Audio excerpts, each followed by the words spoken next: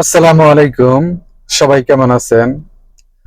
বাংলাদেশের ইউনিভার্সিটি যেমন বুয়েট, কুয়েট, রুয়েট থেকে পাশ করা ইঞ্জিনিয়ার, আর বাংলাদেশের প্রাইভেট ইউনিভার্সিটি থেকে পাশ করা ইঞ্জিনিয়ার জাপানে আসলে এখানে কে বুয়েটের ইঞ্জিনিয়ার, কে ওই প্রাইভেট ইউনিভার্সিটির ইঞ্জিনিয়ার, এটা তাদের দেখার বিষয় না।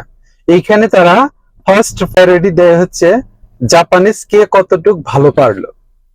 জাপানিজ যে যতটুক ভালো পারবে সে তত দূর এগিয়ে যেতে পারবে জাপানি কোম্পানিগুলোতে।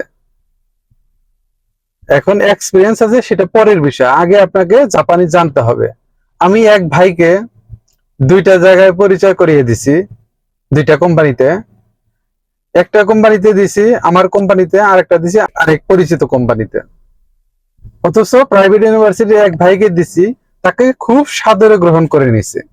আরেক ভাই আছে রুয়েটের, তাকে দিয়েছি তার একটু বাসার লেভেল, সে অনেক হার্ড অ্যান্ড সোল ট্রাই করতেছে বাসাটাকে ইমপ্রুভ করার জন্য। জাস্ট একটু বাসাটা কম পারে বিদায় তাকে নিচ্ছে না, অথচ তার বাংলাদেশে বড় বড় প্রজেক্টে জব করার এক্সপিরিয়েন্স আছে। অথচ জাপানে তার কোনো ভ্যালুই থাকতেছে না, কারণ সে জাপানিজ পারে না।